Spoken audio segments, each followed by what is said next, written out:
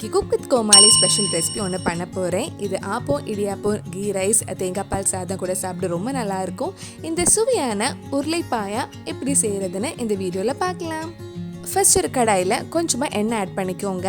எண்ணெய் சூடானதும் இதில் ஒரு பிரியாணி இலை, 2 ஏலக்காய், 2 கிராம்பு, ஒரு சின்ன பீஸ் பட்டை ஆட் பண்ணிக்கோங்க.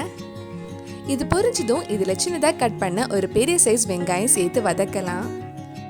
வெங்காயம் வதங்கி கொஞ்சம் சாஃப்ட் ஆனதும் இதில் 1 டீஸ்பூன் இஞ்சி பூண்டு பேஸ்ட் ஆட் பண்ணி வதக்கலாம். வெங்காயம் நல்லா வதங்கினதும் இதில் சின்னதாக கட் பண்ண ஒரு தக்காளியும் சேர்த்து வதக்கிக்கோங்க.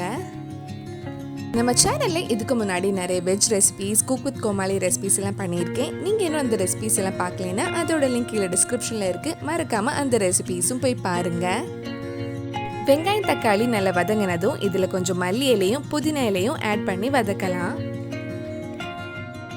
இதெல்லாம் சேர்த்து நல்லா வதங்கினதும் முருங்கைக்காய் போட்டு வேக வைக்கலாம். நான் ஒரு முருங்கைக்காய் எடுத்திருக்கேன்.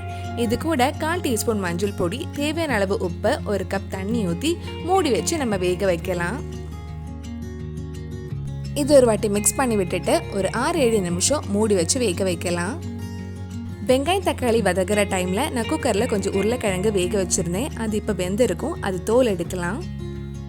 இந்த உருளைப்பாயாக்க நீங்கள் பேபி பொட்டேட்டோ எடுத்துக்கோங்க, இல்லைன்னா இந்த மாதிரி சின்ன சைஸ் உருளைக்கிழங்கானாலும் பரவாயில்ல.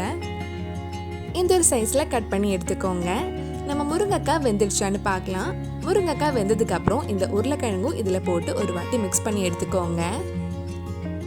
இதில் தண்ணி இல்லைன்னா இன்னும் கொஞ்சம் தண்ணி ஆட் பண்ணிக்கோங்க. நான் ஒரு 1/4 கப் கிட்ட தண்ணி ஆட் பண்ணியிருக்கேன். இது மறுபடியும் மூடி வச்சு லோ ஃப்ளேமில் ஒரு 2 நிமிஷம் இருக்கட்டும்.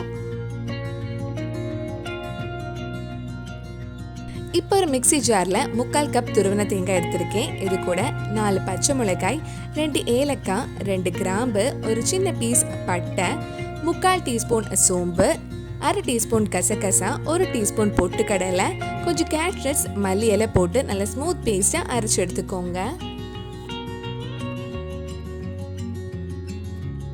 இப்போ 2 நிமிஷம் கிட்ட ஆயிடுச்சு. இது ஓப்பன் பண்ணிட்டு நம்ம அரைச்சி வச்சிருந்த தேங்காய் இதில் ஆட் பண்ணலாம். உங்களுக்கு கிரேவி எந்த கன்சிஸ்டன்சியில் வேணுமோ அதுக்கேற்ற மாதிரி கொஞ்சம் தண்ணி ஆட் பண்ணிக்கோங்க. நான் தேங்காய் அரைச்சி அதே மிக்ஸி ஜாரில் கொஞ்சம் தண்ணி எடுத்து இதில் ஆட் பண்ணியிருக்கேன். இதோட பச்சை வாசனை போகிற வரைக்கும் கொஞ்சம் நேரம் கொதிக்கட்டும். கடைசியாக இதில் கொஞ்சம் மல்லி இலை போட்டு ஆஃப் பண்ணால் நம்ம சுவையான உருளைப்பாயா ரெடி ஆகிடும். கண்டிப்பாக நீங்களும் இந்த ரெசிபி உங்கள் வீட்டில் செஞ்சு பாருங்கள். பிடிச்சிருந்தா இந்த வீடியோ லைக் பண்ணுங்கள், உங்கள் ஃப்ரெண்ட்ஸ் அண்ட் ஃபேமிலிக்கு ஷேர் பண்ணுங்கள். வேறு நல்லா வெஜ் ரெசிபி நம்ம சேனலில் ட்ரை பண்ணலான்னு கீழே கமெண்ட் பாக்ஸில் சொல்லுங்கள். நீங்கள் இன்னும் என்னோட சேனலை சப்ஸ்கிரைப் பண்ணலைன்னா மறக்காமல் சேனலையும் சப்ஸ்கிரைப் பண்ணுங்கள். கூடவே அந்த பெல் ஐக்கனையும் ப்ரெஸ் பண்ணால் நான் புது வீடியோ போட்ட உடனே உங்கள் ஃபோனுக்கு நோட்டிஃபிகேஷன் வந்துடும்.